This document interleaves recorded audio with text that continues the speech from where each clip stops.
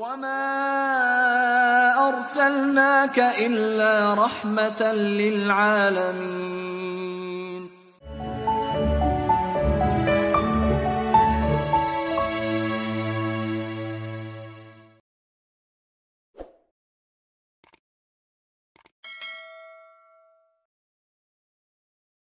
Assalamualaikum warahmatullahi wabarakatuh. Alhamdulillahirabbil alamin, hamdan yuafi ni'amuka fi mazidah, rabbana lakal hamdu kaman baghi li jalali wajhikal karim wa azim sultanik. Asyhadu an la ilaha illallah wahdahu la syarikalah wa anna Muhammadan abdullahi wa rasuluh la nabiyya ba'dah. Allahumma salli wa sallim ala hadan nabiyil karim imamina wa qaidina Muhammad ibni Abdullah wa ala alihi tahirin tayyibin wa ala ashabihi wa ala sairi man sara ala nahjihi bi ihsanin ila yaumiddin. Amma ba'd. Sahabat imania sekalian yang berbahagia, bagaimana keadaan Anda pada pagi hari ini? Saya senantiasa berdoa semoga kita semua selalu dalam perlindungan Allah Subhanahu wa taala, tercurahkan segala kenikmatan dan barakah dari Allah Subhanahu wa taala, sehingga kita dapat menjalankan semua aktivitas kita di masa yang penuh keterbatasan ini dengan sebaik-baiknya. Tidak letih menambah ilmu kita dan juga tidak bosan-bosannya menebar kebaikan kepada siapapun dan kepada apapun di alam semesta ini. Sahabat sekalian yang berbahagia, saya membaca satu jurnal yang diterbitkan di satu universitas di Jakarta, bahwa tidak sedikit di antara para ilmuwan yang menyatakan bahwa kebahagiaan seseorang, kesedihan seseorang, kegembiraan seseorang, rasa duka seseorang itu berbanding lurus dengan pola pikir pada dirinya yang telah terpendam, dia sadari ataupun tidak.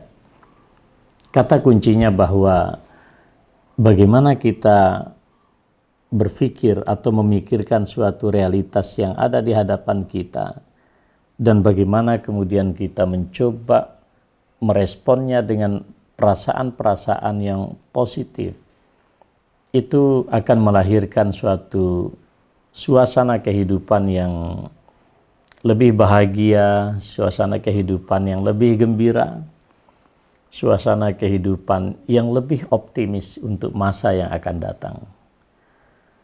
Karena itulah kita dapatkan Rasulullah Sallallahu Alaihi Wasallam di dalam satu hadis yang diriwayatkan oleh Imam Muslim.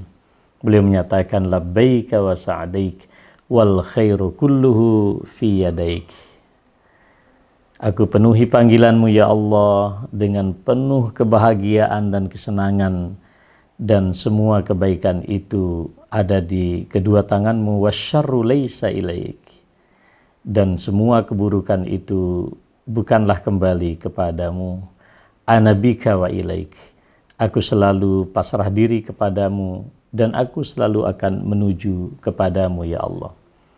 Ini adalah doa yang disampaikan oleh Rasulullah Sallallahu Alaihi Wasallam yang memberikan satu pesan kepada kita untuk selalu berpikiran positif, merespon apapun yang terjadi dalam kehidupan kita dengan perasaan juga yang positif.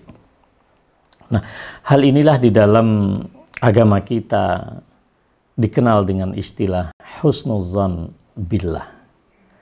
Maka pada kajian The Living Sunnah yang ketiga pada pagi hari ini, kita akan membaca dua hadis yang pendek saja. Yang pertama, hadis yang diriwayatkan oleh Al-Imam Bukhari dan Muslim, di mana kemudian sahabat Abu Hurairah radhiyallahu taala anhu meriwayatkan anna Rasulullah sallallahu alaihi wasallam qaal, bahwa Rasulullah sallallahu alaihi wasallam bersabda, yaqulullahu tabaraka wa ta'ala ana 'inda zanni 'abdi bi. Allah Subhanahu wa taala berfirman, aku sesuai dengan apa yang dipersangkakan oleh hambaku tentang diriku. Ini hadis qudsi tentunya para sahabat sekalian, hadis yang diriwayatkan oleh Rasulullah Sallallahu Alaihi Wasallam dari Allah Subhanahu Wa Taala pada satu hadis yang sebetulnya lebih panjang daripada ini. Tapi yang ingin kita kaji pada pagi hari ini adalah bagian yang sudah saya sampaikan. Hadis yang kedua yang kita baca pada pagi hari ini, yang kita dapatkan dari sahabat Jabir bin Abdullah, di mana beliau berkata, sami'tu Rasulullah sallallahu alaihi wasallam qabla mautihi bi salasati ayyam. Aku telah mendengar Rasulullah bersabda 3 hari sebelum kematiannya, la yamutanna ahadukum illa wa huwa yuhsinu dhanna billahi azza wa jalla. Tidaklah seseorang di antara kalian mati atau meninggal dunia kecuali dia dalam keadaan berhusnuzan kepada Allah Subhanahu wa Ta'ala. Sahabat imania yang saya muliakan, husnuzan atau berbaik sangka kepada Allah Subhanahu wa Ta'ala ini terkait dengan pemahaman kita yang baik dan tepat tentang asma dan sifat Allah Subhanahu wa Ta'ala. Kita harus meyakini bahwa Allah Subhanahu wa Ta'ala telah menetapkan nama-nama yang agung, sifat-sifat yang mulia untuk dirinya, atau juga ditetapkan oleh Rasulullah Sallallahu Alaihi Wasallam di dalam sunnahnya. Demikian pula sebaliknya kita harus menjauhkan dan membuang jauh-jauh segala sifat-sifat dan nama-nama yang buruk dan nama-nama yang tidak selayaknya bagi Allah Subhanahu wa Ta'ala yang dinafikannya di dalam kitab Al-Quran ataupun juga dinafikan oleh Rasulullah Sallallahu Alaihi Wasallam di dalam keterangan beliau dalam sunnah-sunnah Al-Mutahharah. Apa maknanya sahabat sekalian? Bagaimana kita berprasangka kepada Allah? Ini menyangkut pola pikir sekitar. Bagaimana pola pikir kita ini terbentuk tentu juga berkaitan erat dengan pemahaman kita dengan apa yang kita pikirkan. Maka pada saat kita berpikir tentang Allah Subhanahu wa Ta'ala, pada saat kita ingin memberikan suatu prasangka terhadap ketentuan Allah Subhanahu wa Ta'ala, maka ini juga berkaitan dengan seberapa ma'rifatullah kita, seberapa dalam pengetahuan dan ilmu kita tentang Allah, wabil khusus tentang asma dan sifat Allah Subhanahu wa Ta'ala. Orang yang tidak pernah memahami asma dan sifat Allah Subhanahu wa Ta'ala tentu akan sulit baginya untuk memberikan suatu prasangka kepada Allah Subhanahu wa Ta'ala, dan tidak menutupi kemungkinan barangkali dia akan larut di dalam prasangka-prasangka yang negatif yang tidak sepatutnya diarahkan kepada Allah Subhanahu wa Ta'ala. Prasangka yang positif yang berasal dari pola pikir juga yang positif itu tentu akan tampak nyata di dalam bagaimana kita merespon peristiwa hidup kita dengan perasaan-perasaan yang juga positif. Karena banyak juga orang yang sanggup berpikiran tentang sesuatu secara positif, tetapi tetap saja dia memendam perasaan-perasaan yang negatif di dalam diri dia. Nah, husnuzan kepada Allah sebetulnya lebih dekat kepada bagaimana seseorang atau seorang muslim kita, orang yang beriman ini, merespon dengan perasaan kita, dengan intuisi kita, dengan qalbu kita, bahwa seperti kata Rasulullah sallallahu alaihi wasallam, wal khairu kulluhu fi yadaik. Semua apa yang kita alami dalam kehidupan kita ini adalah kembali kepada kebaikan yang ada pada diri Allah Subhanahu wa Ta'ala, wasyarru laisa ilaik. Dan apapun keburukan yang kita dapatkan sama sekali tidak dapat dikembalikan kepada Allah Subhanahu wa Ta'ala. Sahabat sekalian yang saya muliakan, ketika kita dapat mencapai bagaimana kita membangun suatu perasaan yang positif di dalam diri kita, saya sangat yakin Al-Imam Ibnu Qayyim rahimahullah mengatakan kepada kita bahwa orang yang sanggup mewujudkan apa yang disebut dengan husnuzan itu akan melahirkan amalan-amalan juga yang positif. Karena dia merespon realitasnya dengan cara yang positif, dengan perasaan yang juga positif, maka otomatis, kata beliau, itu akan melahirkan perilaku-perilaku juga yang positif. Maka salah kemudian jika ada orang yang menyatakan bahwa berbaik sangka kepada Allah Subhanahu wa taala, misalnya dia berharap ampunan, dia berharap imbalan dari Allah, lalu kemudian dia melakukan tindakan-tindakan yang justru bertentangan dengan apa yang diharapkan dari Allah Subhanahu wa taala. Dia melakukan perbuatan-perbuatan yang negatif misalnya. Kata Ibnu Qayyim rahimahullahu tabaraka wa ta'ala, ini adalah suatu kedunguan di mana ada orang yang mengklaim husnuzan kepada Allah, tapi justru kemudian perilakunya bertolak belakang dari apa yang diklaim sebagai sikap husnuzan kepada Allah Subhanahu wa ta'ala. Sahabat sekalian yang saya muliakan, dalam konteks inilah kemudian kalau kita membaca Al-Quran, ada dua model zan, bagaimana seseorang itu berprasangka. Yang pertama kita baca di dalam surat Al-Baqarah ayat 46 misalnya. Suatu model prasangka yang kemudian berdampak pada keselamatan kita. Misalnya Allah menyatakan, alladzina yazunnuna annahum mulaqu rabbihim wa annahum ilaihi rajiun. Dan orang-orang yang berprasangka mereka pasti dikembalikan kepada Allah Subhanahu wa taala dan mereka pasti bertemu dengan Allah Subhanahu wa taala. Karena prasangka seperti ini mengandung suatu kepastian, para ulama mengajarkan kepada kita justru ini adalah suatu keyakinan. Tapi kembali kepada apa yang kita katakan pada materi kali ini yang disebut dengan prasangka yang positif yang memberikan dampak keselamatan pada seorang hamba.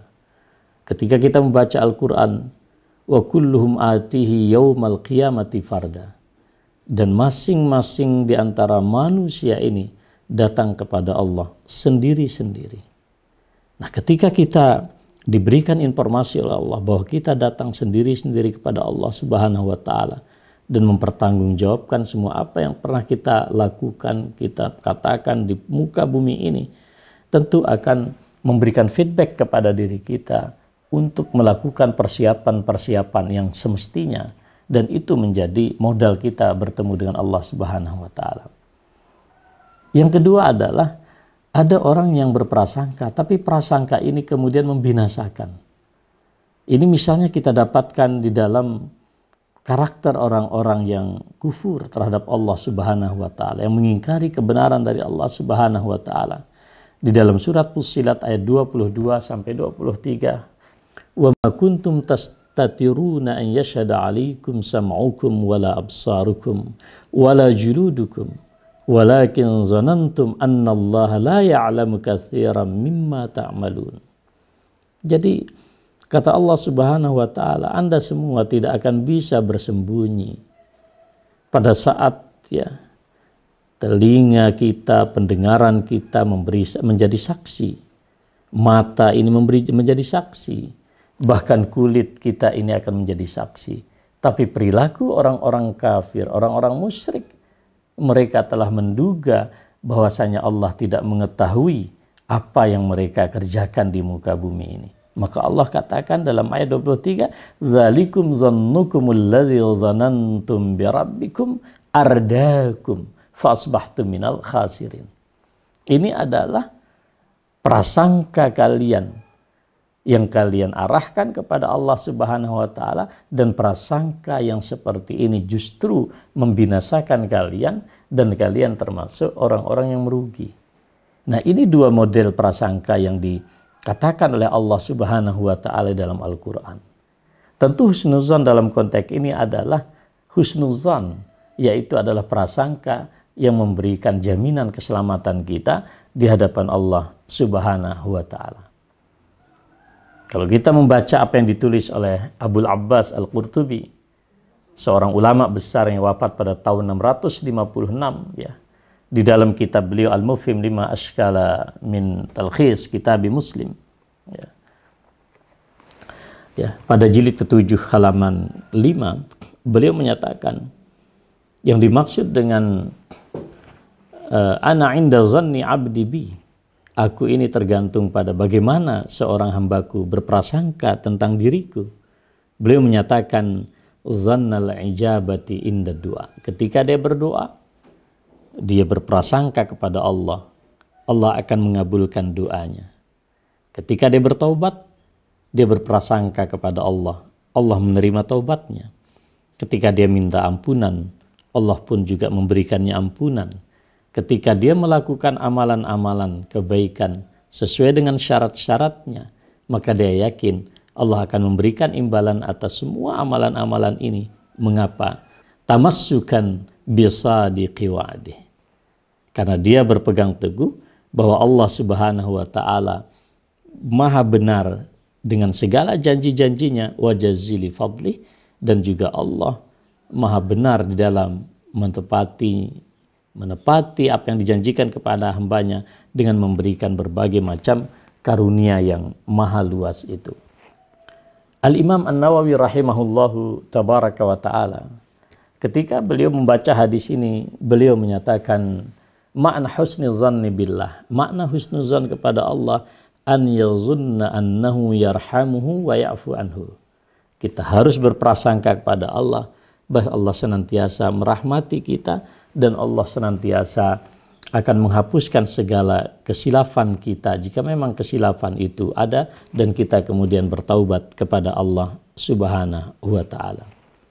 Demikian pula sahabat sekalian, seorang alim Al-Hafidh Ibnu Hajar Al-Asqalani di dalam kitab beliau Fathul Bari, ketika menjelaskan hadis ini, beliau menyatakan ujazihi bihasbi zannihi bi, bahwa Allah Subhanahu wa taala berkata, aku akan memberikan hambaku itu suatu imbalan sesuai dengan apa yang disangkakan tentang diriku. Fa in raja rahmati, jika dia mengharapkan rahmatku, wa zanna anni a'fu anhu, dan dia juga berprasangka aku akan menghapus kesalahan-kesalahannya, wa aghfir lahu, dan aku akan menutupi dosa-dosanya, falahu zalik, maka tentu seorang hambaku itu akan mendapatkan persangkaannya itu. Mengapa, kata Al-Hafidh Ibnu Hajar Al-Asqalani? Karena harapan yang sedemikian rupa tidaklah keluar kecuali dari qalbu seorang yang betul-betul memiliki keimanan kepada Allah Subhanahu wa ta'ala.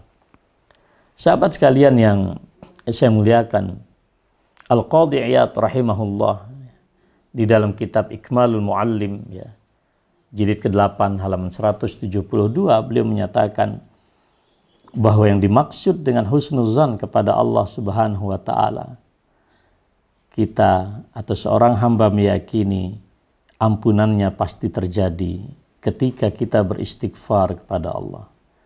Allah akan menerima kita ketika kita tulus kembali kepada Allah. Allah akan menyambut doa dan permohonan kita ketika kita mengharap kepada Allah Subhanahu wa taala.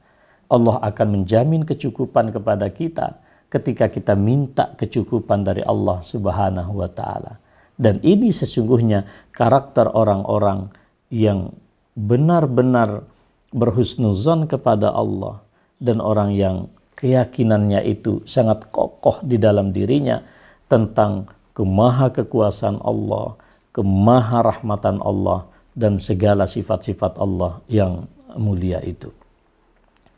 Sahabat sekalian yang saya muliakan, karena itu tidak ada pilihan bagi kita ketika kita menghadapi barangkali realitas kehidupan, apalagi di masa pandemi COVID-19 yang setiap hari semakin mengalami peningkatan masyarakat yang terpapar. Semakin hari ada tekanan-tekanan ekonomi di kalangan kita semuanya. Ada banyak keterbatasan-keterbatasan yang membuat kemudian mobilitas kita tentu tidak seperti kita berada di dalam suasana normal. Dalam konteks inilah dan dalam kondisi seperti ini, kita sebagai orang yang beriman, dituntut oleh Allah Subhanahu wa taala untuk kemudian menunjukkan bagaimana perasaan kita yang positif yang berdasar pada husnuzan kepada Allah Subhanahu wa taala. Kita berprasangka yang positif kepada Allah Subhanahu wa taala. Ini tidak mudah, sahabat sekalian. Mengapa? Karena Allah Subhanahu wa taala di dalam surat Al-Ma'arij ayat 19 sampai 22 juga memberikan gambaran tentang karakter dasar manusia kita ini. Innal insana khuliqa halu'a idza massahu syarru jazua wa idza massahu khairu manu'a illal musallin. Sesungguhnya manusia itu diciptakan sebagai makhluk yang penuh dengan keluh kesah. Jika dia didera oleh suatu keburukan, dia akan mengeluh. Jika dia mendapatkan kebaikan, maka dia akan menjadi orang yang sangat kikir, seolah-olah tidak kenal dengan orang lain illal musallin, kecuali orang-orang yang kokoh dan tegak di dalam sholatnya dan hubungannya secara vertikal kepada Allah Subhanahu wa taala. Karena itu, di dalam suasana seperti ini, sahabat sekalian, mari kita meluangkan waktu untuk memahami dan mentadabburi kembali asma dan sifat Allah Subhanahu wa taala. Bukankah Allah memberi? Allah juga yang mencegah. Rasulullah mengajarkan kita, Allahumma la mani alima a'tait wa la mu'tiya lima mana'at. Ya. Kalau Allah ingin memberi, tidak ada yang bisa mencegah. Tapi kalau Allah ingin mencegah, maka tidak seorang pun yang dapat kemudian memberikan kita. Sahabat sekalian yang saya muliakan, kita harus berpikiran positif bahwa Allah Subhanahu wa taala Maha bijaksana, memiliki hikmah yang barangkali hari ini kita tidak dapat jangkau dengan akal pikiran kita, tapi suatu saat pasti akan terurai dengan seterang-terangnya. Bukankah kemudian para ulama kita menasihati, man arafallaha azala tuhma wa qala kullu fi'lihi bil hikmah. Orang-orang yang mengetahui hakikat Allah Subhanahu wa taala, ketika merespon semua peristiwa di dalam kehidupannya, dia tidak akan pernah memberikan tuduhan-tuduhan yang tidak semestinya kepada Allah, dan dia akan menyatakan semua apa yang dilakukan oleh Allah dan ditentukan oleh Allah berdasarkan dengan hikmahnya. Oleh karena itu, dalam konteks ini kita berhusnuzon kepada Allah. Ini pun akan melahirkan suatu sikap dan perilaku yang positif dengan produktif melakukan amalan-amalan yang baik. Kita sebagai seorang muslim harus meyakini betul bahwa Allah Subhanahu wa taala memiliki karunia yang sama sekali tidak pernah dapat dihitung oleh manusia. Bahkan Rasulullah sallallahu alaihi wasallam menyatakan, kalaulah seluruh umat manusia dan jin semuanya berkumpul di satu tempat, semua orang meminta kepada Allah dan Allah memberikan setiap orang hajatnya masing-masing. Hal tersebut, kata Rasulullah, beliau memberikan metafor, suatu kiasan. Itu tak lebih tak kurang seperti orang yang datang ke samudera yang sangat luas, lalu dia celupkan satu jarum. Nah, dunia adalah apa yang tetesan jarum, dan karunia Allah yang sangat luas itu adalah air yang tersisa di samudera itu. Karena itu sahabat sekalian yang saya muliakan, husnuzan kepada Allah Subhanahu wa taala selalu menyisakan ruang bagi kita, bukan semata untuk berpikiran positif, tapi juga merespon apapun realitas kehidupan kita dengan perasaan-perasaan yang positif. Sahabat yang saya muliakan, terkhusus lagi kalau kita bertanya, kapan kita harus berhusnuzan kepada Allah Subhanahu wa taala? Para ulama kita menjelaskan setidaknya ada dua poin di mana kita husnuzan kepada Allah. Pertama adalah ketika kita melakukan ketaatan kepada Allah Subhanahu wa taala. Kita harus selalu dalam keadaan husnuzan. Bukanlah Rasulullah sallallahu alaihi wasallam memerintahkan kita berdoa dan beliau mengatakan, "Ud'uallah wa antum muqinuna bil ijabah." Berdoalah kepada Allah dan kalian yakin betul bahwa doa kalian ini akan dikabulkan oleh Allah Subhanahu wa taala. Kalau tidak dikabulkan saat itu, barangkali Allah ganti dengan sesuatu yang lain. Kalau Allah tidak juga ganti dengan sesuatu yang lain, barangkali Allah kemudian simpankan bagi kita sebagai bekal kita besok di akhirat. Al-Imam Al-Hasan Al-Basri, seorang tabi'in yang sangat saleh, beliau menyatakan, inna aqwaman alhathumul amani. Ada banyak kaum itu yang kemudian mereka terpedaya oleh angan-angan kosong mereka, hatta kharaju minad dunya wa ma lahum min hasanah. Ketika mereka keluar dari dunia ini, mereka tak memiliki satu kebaikan apapun. Lalu dia katakan, inni uhsinu dhanna bi rabbi. Aku berbaik sangka kepada Tuhanku. Kata beliau, kazab, orang tersebut dusta. Walau ahsanal dhanna la ahsanal amal. Kalau dia berbaik sangka kepada Allah, sudah pasti dia memperindah amalannya. Dan beliau juga mengatakan pada bagian yang lain, innal mu'mina jama'a ihsanan wa khasiyah. Sesungguhnya karakter orang beriman itu adalah selalu memadukan antara kebaikan tanpa syarat dan rasa takut kepada Allah. Wa innal munafiqa jama'a isa'atan wa amna. Orang munafik itu selalu melakukan keburukan, tapi dia merasa aman dari tipu daya Allah subhanahu wa ta'ala. Udu'uni astajib lakum. Berdoalah, aku akan penuhi apa yang kalian minta, kata Allah subhanahu wa ta'ala. Ini adalah yang pertama. Demikian pula ketika kita sholat, kita puasa, kita melaksanakan semua perintah-perintah Allah, kita harus yakin selama syarat dan rukunnya kita sudah penuhi, tata caranya sesuai dengan apa yang diajarkan Rasulullah SAW, kita yakin bahwa itu akan dikabulkan oleh Allah Subhanahu wa Ta'ala, dan inilah yang akan melahirkan energi positif di dalam diri kita untuk kemudian melakukan amalan-amalan saleh yang lainnya. Yang kedua adalah ketika kita menghadapi suatu musibah, malapetaka, atau terkhusus lagi kematian. Sahabat sekalian yang saya muliakan, Allah mengingatkan kita dalam Al-Quran, ma'asaba min musibatin fil ardi wala fi anfusikum illa fi kitabim min qabli an nabra'aha inna dzalika 'ala Allahi yasir likai la ta'sau 'ala ma fatakum wa la tafrahu bima atakum. Apapun yang menimpa kita di muka bumi ini, ya, hatta di dalam diri kita sendiri, semuanya terjadi dan karena sudah dicatat oleh Allah Subhanahu wa Ta'ala di Lauhul Mahfuz, dan itu sangat mudah bagi Allah. Visi yang dikehendaki oleh Allah agar hidup kita ini seimbang. Apakah kehidupan makrokosmos, kehidupan mikrokosmos sosial antar manusia itu kembali menjadi seimbang. Tidak perlu kalian berputus asa atas apa yang luput. Mungkin ada banyak aktivitas-aktivitas kita, ya, pendapatan-pendapatan kita, kegiatan-kegiatan kita, ya, hubungan-hubungan dan relasi kita yang terhalang dengan suasana yang sedemikian. Tapi kita tidak perlu risau. Tapi juga kalau hidup kita misalnya selalu survive, kita selalu berada dalam keadaan yang lapang, juga tidak perlu terlalu euforia, bergembira terlalu berlebihan. Karena ini akan menghilangkan keseimbangan di dalam kehidupan kita.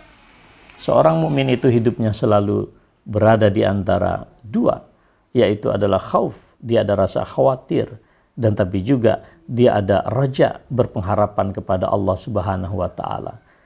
Kedua antara khauf dan raja ini berdiri tegak di atas pilar rahmat Allah Subhanahu wa Ta'ala yang dikatakan oleh Allah, wa rahmati wasi'at kulla syai'. Rahmatku melampaui dan meliputi segala sesuatu. Wa anna rahmati sabaqat ghadabi. Allah juga menyatakan rahmatku jauh lebih mendahului daripada murkaku. Kita tergantung di antara tegaknya pilar rahmat dan kasih sayang Allah dengan dua sikap agar kita balance, yaitu adalah khauf, kita takut kepada Allah, tapi yang satu juga kita punya pengharapan kepada Allah Subhanahu wa Ta'ala. Maka Al-Imam An-Nawawi rahimahullah tabaraka wa ta'ala, beliau menyatakan apa yang disebut dengan an yuhsina dhanna billah, hendaklah seseorang berbaik sangka kepada Allah Subhanahu wa Ta'ala, an yazunna annallaha ta'ala yarhamuh, hendaklah dia berprasangka Allah merahmati dia, wa yarju dzalik, dan dia mengharapkan yang sedemikian rupa, wa yatadabbarul ayati wal ahadits al-waridah fi karamillahi ta'ala. Hendaklah kita juga menyempatkan diri untuk mentadabburi ayat-ayat Al-Quran, hadis-hadis yang berbicara hadis-hadis yang menerangkan tentang kedermawanan Allah Subhanahu wa taala, luasnya ampunan Allah, luasnya rahmat dan kasih yang Allah Subhanahu wa taala, dan apa saja yang dijanjikan oleh Allah bagi orang-orang yang menegakkan tauhid. Dan Allah akan menebarkan rahmatnya nanti dan syafaatnya bagi orang-orang yang beriman di hari kemudian. Ini adalah suatu cara pandang yang khas yang kita miliki sebagai orang-orang yang beriman ketika kita menghadapi suatu mara bahaya, cobaan, bahkan ketika kita menghadapi suatu kematian. Hadis yang saya sampaikan di awal, la yamutanna ahadukum illa wa huwa yuhsinu dhanna billahi azza wa jalla. Dari sahabat Jabir tadi, 3 hari sebelum meninggalnya Nabi, beliau mendengar Nabi mengatakan, janganlah seseorang di antara kalian mati kecuali dia dalam keadaan berhusnuzan kepada Allah Subhanahu wa taala. Suatu saat, ya, dari riwayat Anas bin Malik, Rasulullah sallallahu alaihi wasallam menjenguk seorang pemuda yang sedang menjalani masa sakitnya dan tampaknya dia sedang berada di atas ranjang kematiannya. Wahai anak muda, bagaimana kabarmu? Anak muda itu menjawab, ya Rasulullah, ini arjullah wa inni akhafu dzunubi. Wahai Rasulullah, aku tetap berpengharapan yang besar kepada Allah, tapi juga pada saat yang sama aku merasa sangat takut terhadap dosa-dosaku. Faqala Rasulullah sallallahu alaihi wasallam, lalu Rasulullah berkata kepada anak muda tersebut, la yajtami'ani, 2 hal itu tidak berkumpul, rasa takut dan berharap pada rahmat Allah. La yastami'ani fi qalbi 'abdin, ya, fi misli hadzal mautin illa a'tahu Allahu ma yarju wa amanahu mimma yakhaf. Tidaklah rasa takut dan rasa pengharapan yang tinggi kepada Allah bersatu di dalam kalbu seorang mukmin dalam keadaan sakit yang sangat keras seperti ini, kecuali Allah akan memberikan apa yang diharapkan dan Allah akan berikan dia rasa aman dari sesuatu malapetaka yang dia takutkan. Demikian pula suatu riwayat kita dapatkan dari Aisyah Ummul Mukminin radhiyallahu taala anha, ketika Rasulullah bersabda, man ahabba liqa Allahi ahabballahu liqa'ah wa man kariha liqa Allahi karihallahu liqa'ah. Barang siapa yang suka bertemu dengan Allah, Allah pun suka bertemu dengannya, dan barang siapa yang tidak suka bertemu dengan Allah, Allah pun tidak suka bertemu dengan dia. Aisyah radhiyallahu taala anha bertanya kepada Rasulullah, ya Nabi Allah, wahai Nabi Allah, akarahiyatul maut, fakulluna nakrahul maut. Apakah yang panjenengan maksud itu benci kematian? Lalu siapa yang tidak benci kematian? Semua kita ini tidak suka kematian. Faqal, Rasulullah menjawab, laisa kadzalik. Oh, bukan seperti yang panjenengan maksudkan wahai Aisyah. Walakinnal mu'min, tetapi seorang yang beriman itu, idza busyira bi rahmatillahi wa ridwanihi wa jannatihi, jika dia diberikan kabar gembira tentang rahmat Allah yang maha luas, tentang keridhaan Allah, tentang surga Allah Subhanahu wa taala, ahabba liqa Allah, dia akan semakin cinta dan gembira dengan segera bertemu kepada Allah Subhanahu wa taala. Fahabballahu liqa'ah, maka Allah pun senang bertemu dengan orang ini. Wa innal kafir, adapun orang kafir, idza busyira bi adzabillah, dia diberikan kabar gembira dengan siksa Allah, wasakhatih, dan kemurkaan Allah, karihalika Allah, dia seketika tidak senang segera bertemu dengan Allah, wa karihallahu liqa'ah, maka Allah pun juga tidak suka bertemu dengan orang yang seperti ini. Hadis riwayat Muslim. Sahabat sekalian yang saya muliakan, pointers yang kita ingin ambil pada kajian The Living Sunnah pada pagi hari ini, saya ingin simpulkan menjadi beberapa poin. Satu, sahabat sekalian, di dalam 2 hadis yang kita baca tadi terdapat peringatan keras bagi kita agar kita tidak mudah berputus asa dan menjadi orang yang selalu optimis di dalam menghadapi segala persoalan hidupnya. Yang kedua, hidup seorang muslim itu berada di antara 3 sisi. Ya, kita memiliki rasa takut kepada Allah, ya, kita memiliki pengharapan yang besar kepada Allah, tapi kita masih bisa bergantung pada rahmat Allah Subhanahu wa taala.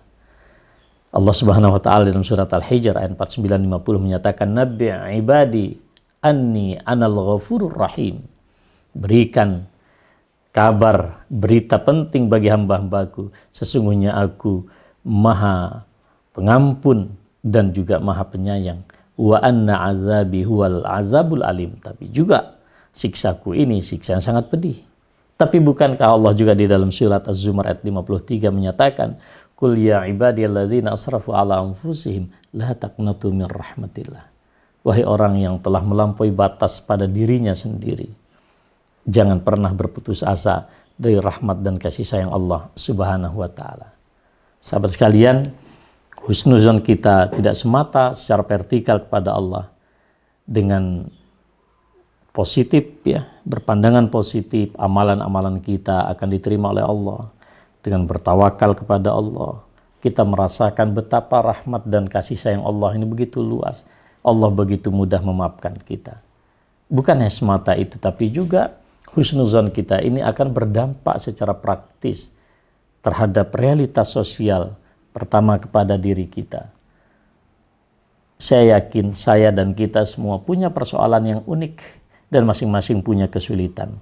Tapi monggo, dengan keterangan Rasulullah kita respon, kita merasakan secara positif. Kita bersyukur atas segala apa yang dikaruniakan oleh Allah. Banyak dan sedikit itu adalah sisi dari mana kita memandangnya. Kita selalu optimis, kita bergemar berbuat baik ya. Dan kalau kita menghadapi suatu persoalan, kita tidak perlu melakukan dramatisir. Ini adalah bentuk kita husnuzon kepada diri kita. Kita husnuzon juga kepada orang lain. Rasulullah SAW menyatakan, iyyakum wazzan fa inna zanna akzabul hadis.